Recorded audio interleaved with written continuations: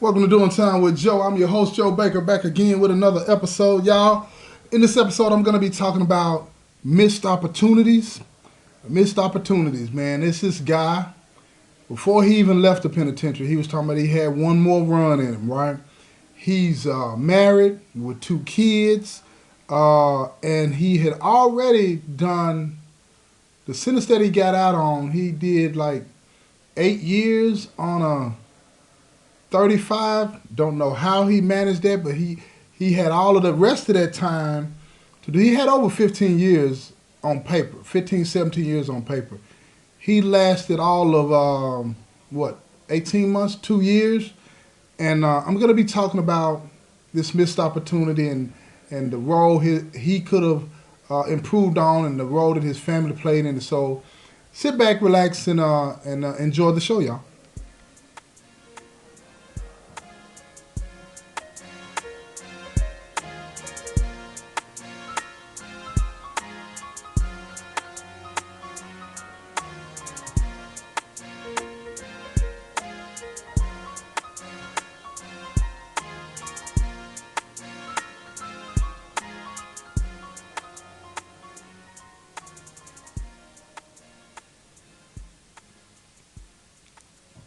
Check this out, y'all. There's this guy, dope boy, had gotten out of prison, given another chance early. A lot of people in here said that he was an informant, whatever the case may be. Just dismiss that. Dismiss that. That may have been important when it came to, how he was able to get out early on his sentence. But let's just dismiss all of that, right? That's criminal talk. That's gang street talk, right? Where that matters, right? He was able to make parole and get out of the prison system early after doing about 7 or 8 years, okay? Now, he's out there. But before he left this institution, he was at this very institution, from what I understand. And he was telling people that he had one more run in him. He had been nurturing all of the prior connections that he had and lining things up for himself when he left, right? But he didn't have to do that. He didn't have to get back into that. Why is that? Because he had acquired, legitimately or not, he had acquired a sizable amount of real estate, right? And in this area, in Nashville anyway, real estate is booming. And he had, from my understanding, a few offers to buy some real estate from him for like upwards of $600,000. One piece of the real estate that he owned. And my understanding is he took him up on that. He sold it. So when he left prison, he had 600 racks. 600 racks, y'all. $600,000. It may be a little less than that, amount of taxes, right? But still, he has no financial reason to get back into the game. None whatsoever. He's got a wife and two kids. His wife, from my understanding, and this is him telling the story when he came back, right? His wife knew that he was going to get out and get involved in the game, right? So what did she do? She did everything she could to discourage him from doing it. He wouldn't listen. His mother, everything she could to get him to stop. He wouldn't listen. So what was it that made this individual want to stay involved in selling drugs when everybody around him was telling him he didn't have to do that? What was it? What was going on with him? Why is it that he felt the need to keep doing it? Well, I'm going to tell you why. That criminal talk, that criminal mindset that was that I mentioned a few minutes ago when I said that it had been rumored that he was an informant, a snitch, he wanted to get out and show everybody that that wasn't true. That ego, that pride, that distorted sense of arrogance that made him believe that the only way that he would be seen as somebody credible in the streets again was to get out and show everybody that he wasn't what he was saying, what people were saying he was. Now, here's the thing. It turns out that it was true. But in his mind, in his distorted way of looking at things, he thought that if he got out, got on top in the game, he would force them to accept him in the streets. Now, how is it that you say somebody that's accused of being an informant can get out and find a plug that's willing to sell him major amounts of weight? Easy. Happens all the time, y'all. This idea of, people ratting and telling on people and all this and that and how they're blackballed from the game. This ain't no John Wick. This ain't no John Wick with no excommunicado. That ain't how it works. Yeah, in some situations it is. But most people are concerned about, can you feed me? Can I eat off your plate? Right? And if you can do that, if you can provide them a way to do what they want to do, they don't care about what you did in your life. They don't care. And my thing is, in that, let me talk about that for a minute. In that realm, in that mindset, what you have to understand is that there is no honor among thieves. It's a lie. All of it is a lie. We glorify this thing to make people believe that, this is how it goes and you got to be this upstanding dude to do this and to do that. Bull crap. If you can feed the next man, he's going to eat with you. He don't care nothing about none of that. He'll tell himself that you ain't going to do it to me. He'll never even talk about it again. And you'll start believing that you are this person that is somebody that can be trusted in the game and accepted in the game. But what you don't understand, what people don't understand about that individual, is that his whole base of thinking, that foundation of thinking, is distorted. It's off.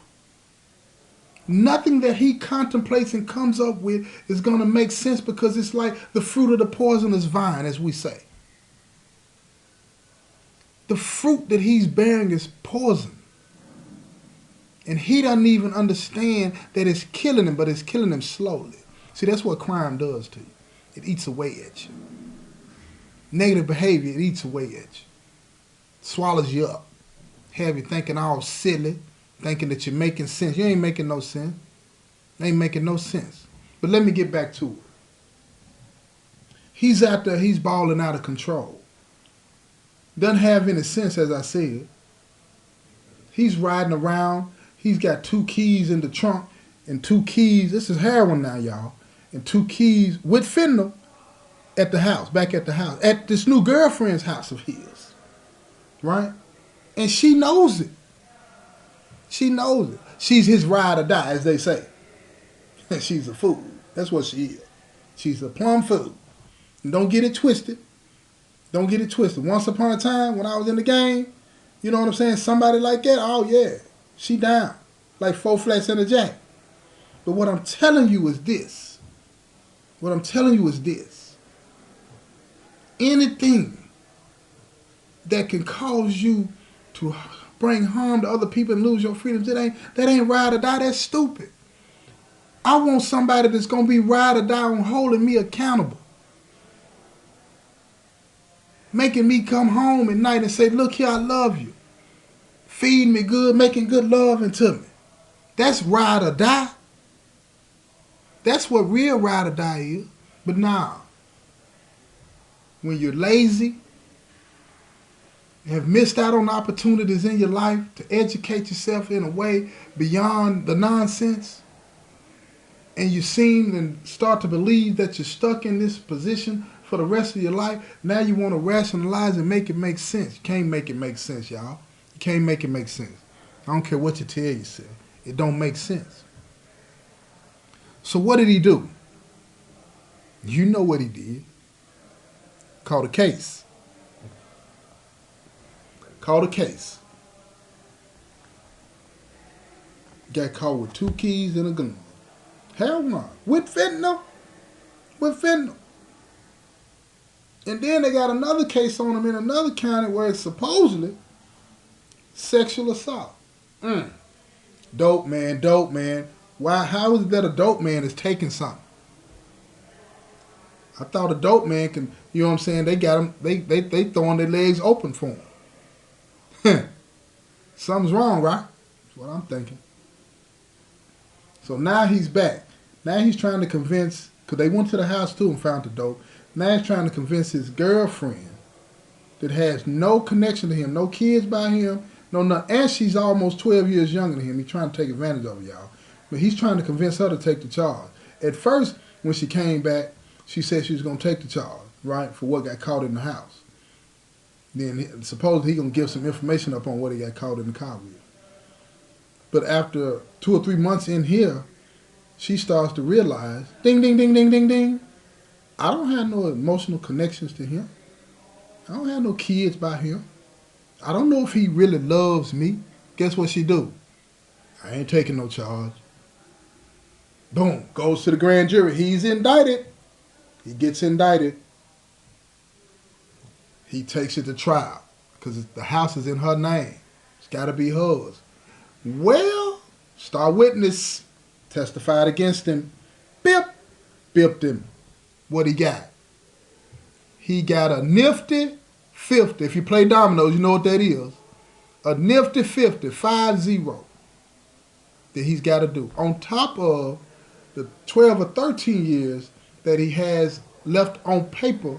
No, it's 15 years, I'm sorry. 15 years I heard that he still has on paper from the other case. So he got to finish that because he was on parole, so the other sentences I ran consecutive, not concurrent. So he's got to finish that before he can start on that nifty 50. He tried to give up information. It didn't work. It didn't get him no time reduction. Tried to get her to take the charge. It didn't work. So he had to eat it. But let's go back, y'all. When he got out, most people to get out of the penitentiary do not have $600,000 waiting on them. Not to mention some of the other money that he had made when he was out before that he had stashed away. Some people estimate that when he walked out, he was up on $1 million. That's $1 million, y'all. $1 million freaking dollars. And now he's sitting in here with 15 years to do. They're going to make him do it too. Then he's going to start on the 50. And he's already 40 years old. He's 40 years old, y'all. Yeah. So he got about 15 years. Let me see. If they make him do all of that, he'll probably do, with good time, he'll do, let's just estimate 10. He'll do 10 of that before he can eat that sentence up. So then he'll be 50. Then he'll start on the 50. They're going to probably make him do maybe half of that, close to half of that. So you're looking at 75 years old. 75 years old before he walks up out of here. And he left out of here with $1 million, some people say. We know it was $600,000 minus taxes. And now he's sitting in here begging somebody to answer the phone. He's got money, but he can't get nobody to answer the phone. When they do take his phone calls, they want some of his money. They're trying to find out where the money's at so they can take it from him. That's what they're going to do, y'all. They're going to take that money from him. They're going to make sure that when he leaves here, he ain't going to have a pot to piss in. And that's the problem, y'all. That's what I want to get to. Squandered opportunities. Most people that leave prison, like I said, don't have the kind of money that he had. And again, money don't mean that you're going to be straight. But he was ahead of the game. He had money, so he had the ability to find him somewhere to live. If he couldn't find employment that, $20, $30 an hour, he had money to float himself until he got up to that. Or he could have gotten out and found somebody that was involved in some kind of legitimate business and bought himself into that or started his own business. He had opportunities that most people don't have. And yet he squandered it because he wanted people to believe that he was that dude that could be trusted in the streets, as opposed to that dude that could be trusted in the boardroom, legitimate boardroom. And that is something that we have to take control of ourselves and work on. No vocational classes, none of that stuff is going to change if you don't change what's going on the inside of you. There is a statistic that says you can reduce your personal recidivism rate by 43% just by taking one college course. One college course he could have taken.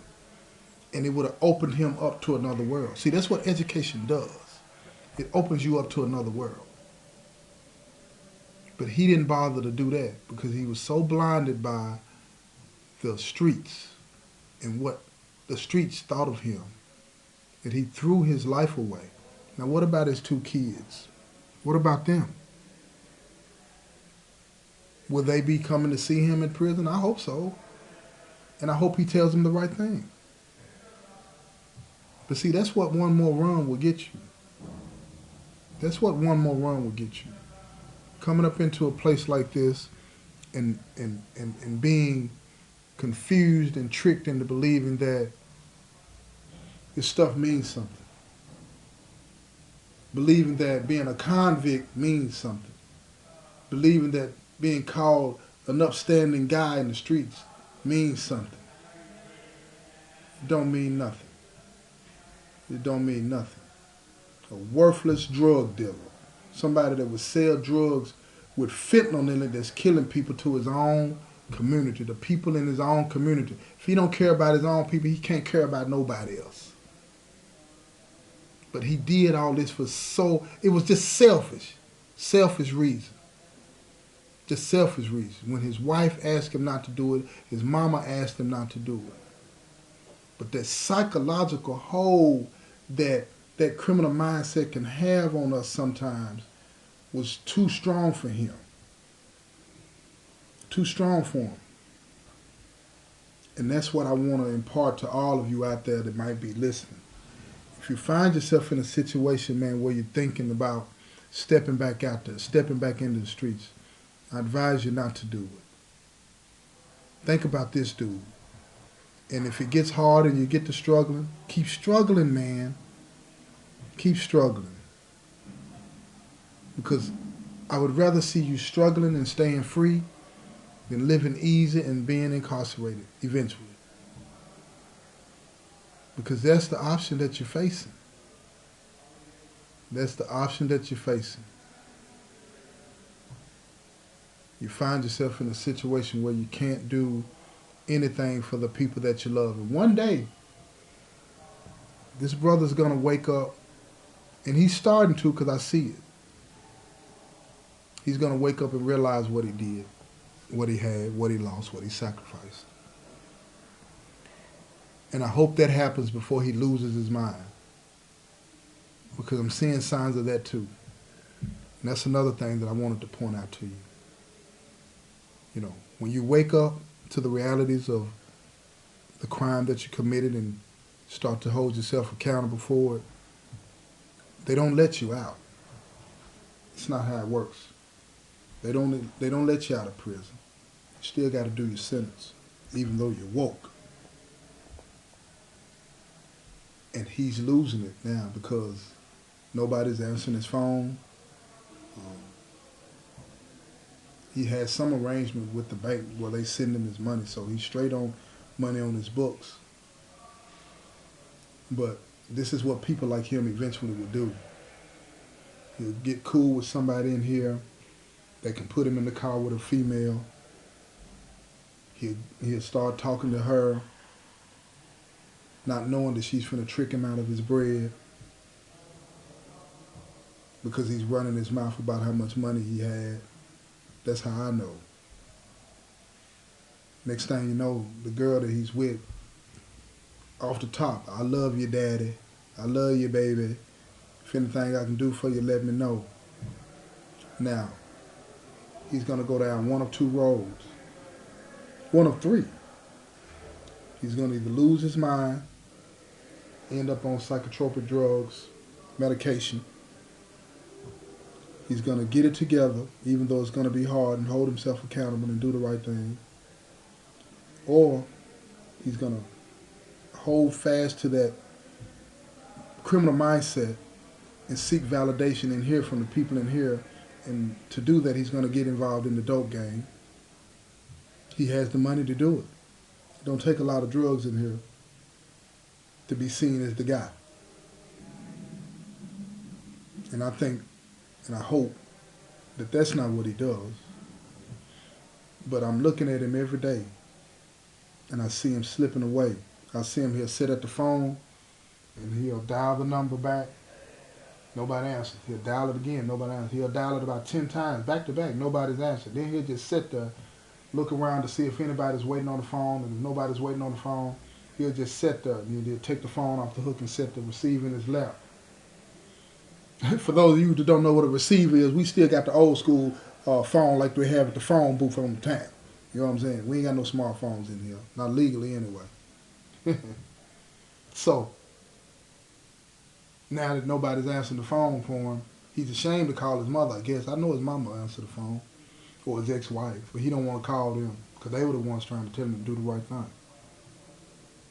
But he needs to call somebody that can give him some kind of grounding, some kind of firm foundation of stability, righteousness.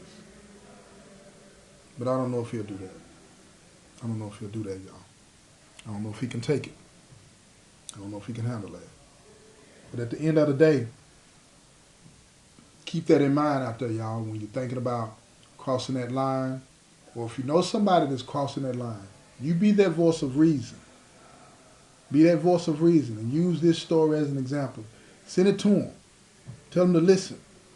This is a true story now. Tell them to listen to this. You don't come in here and come back in here and end up leaving up out here when you're an old man. Getting your AARP card going out the door. You know, wearing diapers, drinking Boost and Ensure milks. You know what I'm saying? Be that voice of reason to them.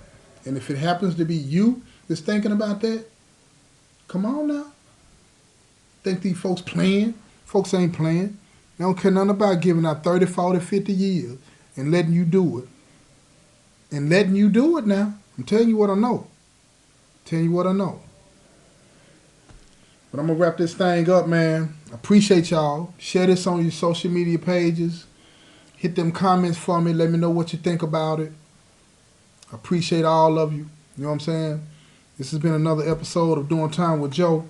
I'm your host, Joe Baker. And I say peace, y'all.